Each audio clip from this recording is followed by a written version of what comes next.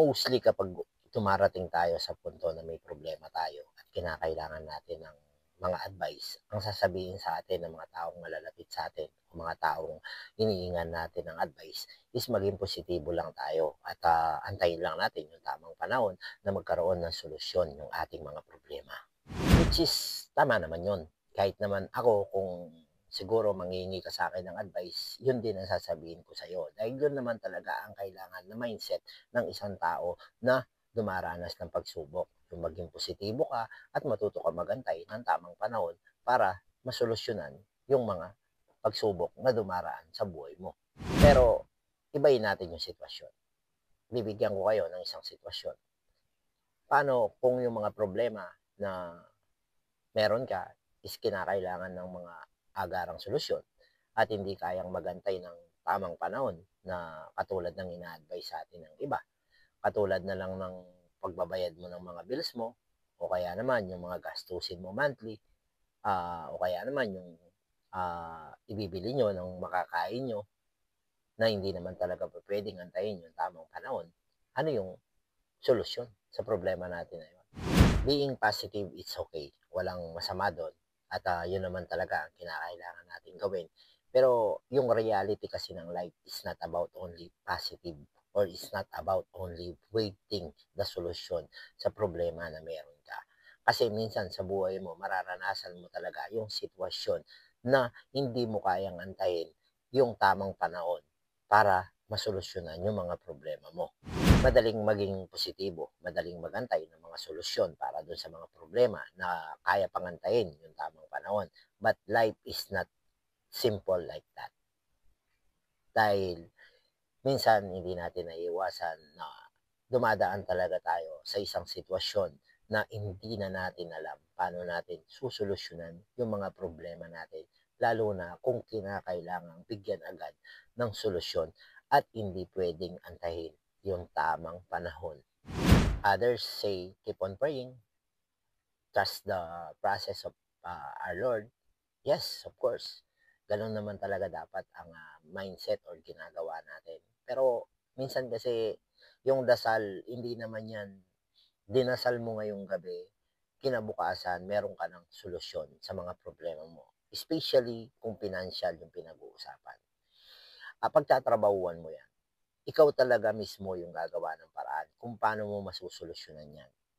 Hindi ibig sabihin nagdasal ka, ibibigay yan ng agad-agad or ibibigay yan sa madaling panahon. Maaring dinggin ni Lord yung panalangin mo, maaring pakinggan niya. Pero yung paraan sa paggawa ng solusyon sa problema mo, ikaw pa rin mismo ang gagawa nun. At hindi ko kini-question yung power of the prayer. Kasi ako, malakas din yung pananampalataya ko at naniniwala din ako na bawat problema na idinulog mo sa kanya, bibigyan niya talaga ng solusyon yan.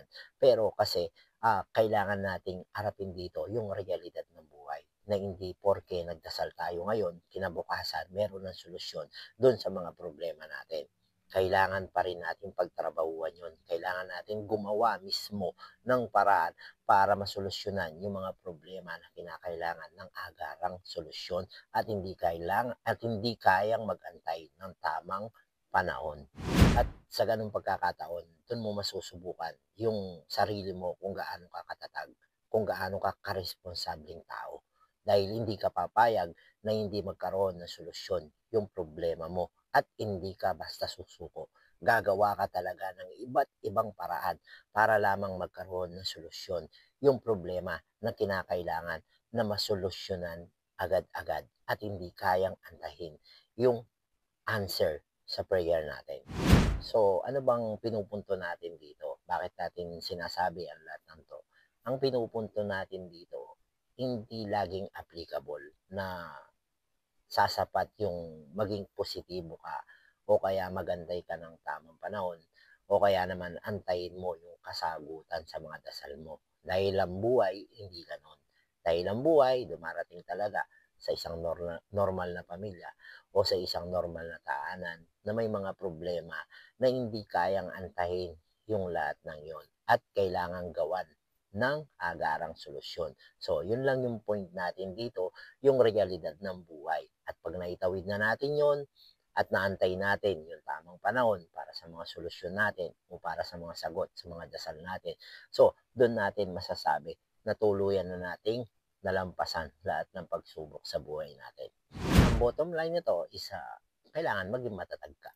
Kailangan maging matapang ka na umarap sa bawat problema, sa bawat hamon na kakaharapin mo sa buhay mo.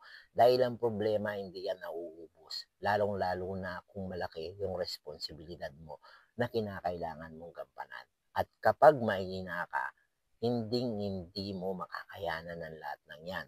Bibigay ka sigurado. Kaya ang payo ko lang, kailangan magdasal tayo, oo, maging positibo tayo at matuto tayong magantay ng tamang panahon, pero kinakailangan din nating kilusan yung bawat problema na kinakailangan nating bigyan ng aagarang solusyon. Hanggang dito na lang mga boss, mag-iingat kayo palagi. See you next vlog.